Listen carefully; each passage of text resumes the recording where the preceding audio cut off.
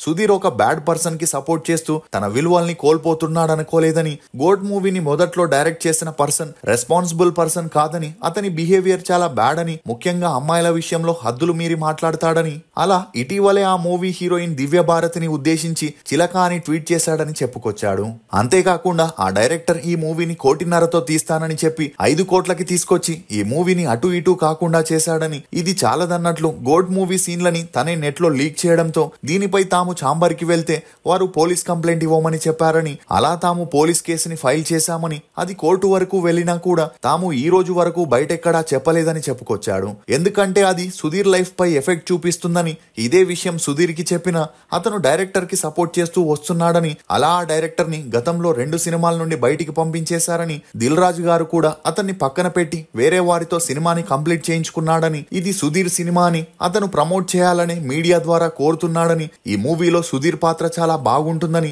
అతని కెరియర్ లో ఇది బెస్ట్ సినిమా అవుతుందని, రాబోయే ప్రమోషనల్ ఈవెంట్స్ లో వస్తాడని ఆశిస్తున్నాడని తన ఆవేదనని వ్యక్తం చేయడంతో ఈ న్యూస్ అన్ని చోట్ల హల్చల్ అవుతుంది.